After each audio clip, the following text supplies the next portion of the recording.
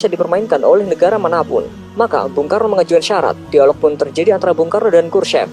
Saya mau datang ke Moskow dengan satu syarat mutlak yang harus dipenuhi. Tidak boleh tidak, kata Bung Karno. Khrushchev pun balik bertanya, apa syarat yang Paduka Presiden ajukan? Bung Karno menjawab, temukan makam Imam Bukhari. Saya ingin menziarahinya. Tentu saja Khrushchev yang komunis tulen pun sangat bingung. Siapa Imam Bukhari, pikirnya. Khrushchev segera memerintahkan pasukan elitnya untuk menemukan makam yang dimaksud. Ternyata hasilnya nihil.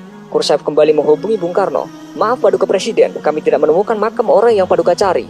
Apa Anda berkenan mengganti syarat Anda? Bung Karno pun tersenyum sinis. Kalau tidak ditemukan, ya sudah, saya urungkan niat untuk ke negara Anda. Mendengar pernyataan Bung Karno, sontak membuat kuping Khrushchev panas memerah. Kalimat singkat Bung Karno ini membuat Khrushchev kecewa. Khrushchev kembali memerintahkan orang nomor satunya untuk memecahkan masalah ini. Akhirnya, setelah melalui penelusuran yang teliti, serta mengumpulkan informasi dari orang-orang tua muslim di sekitar Samarkand, akhirnya makam imam besar kelahiran kota Bukhara tahun 810 Masehi itu ditemukan. Imam Bukhari yang memiliki jasa begitu besar bagi agama dan umat muslim itu dimakamkan di Samarkand pada tahun 870 Masehi. Makamnya ditemukan dalam kondisi rusak tak terawat, berada di ladang kapas yang jauh dari jangkauan masyarakat.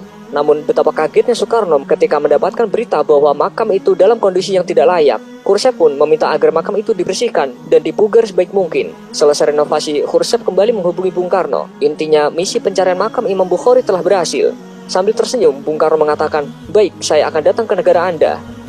Akhirnya, setelah sebulan sejak penemuan dan pemugaran makam tersebut, Soekarno bersedia berkunjung ke Soviet. Dengan naik kereta api, Soekarno tiba di kota Samarkand pada tanggal 12 Juni 1961.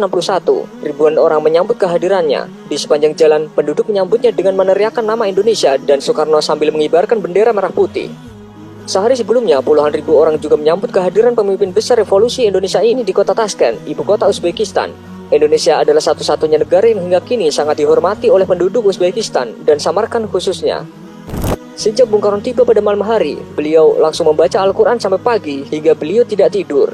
Saat ditemukan makam dalam kondisi tidak terurus, Soekarno meminta pemerintah Uni Soviet agar segera memperbaikinya. Ia bahkan sempat menawarkan agar makam dipindahkan ke Indonesia apabila Uni Soviet tidak mampu merawat dan menjaga makam tersebut. Dengan emas seberat makam Imam Bukhari akan diberikan sebagai gantinya.